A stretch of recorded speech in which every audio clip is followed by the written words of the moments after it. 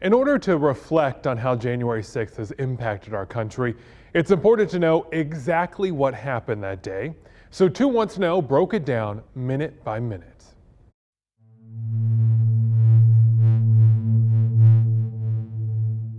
What was supposed to be a routine, mostly ceremonial vote in Congress certifying the Electoral College to turn the page to a new president.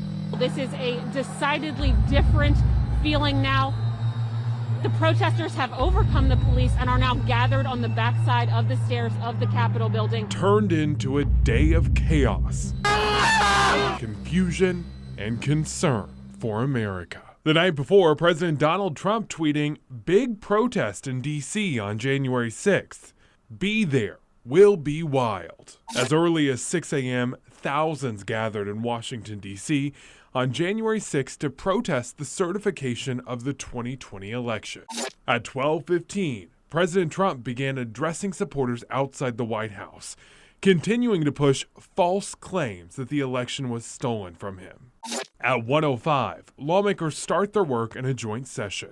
5 minutes later, at 1:10, President Trump ends his speech, encouraging his supporters to walk down Pennsylvania Avenue towards the Capitol, saying, "If you don't fight like hell, you're not going to have a country anymore."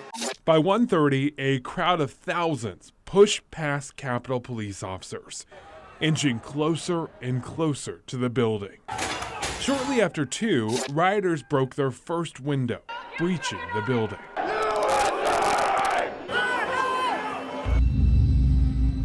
The entire world was glued to a live feed of what followed. There has been tear gas in the rotunda. They're putting us down.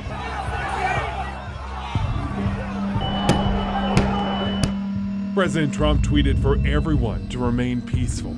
An hour and a half went by, and then at 3:36, President Trump called in the National Guard.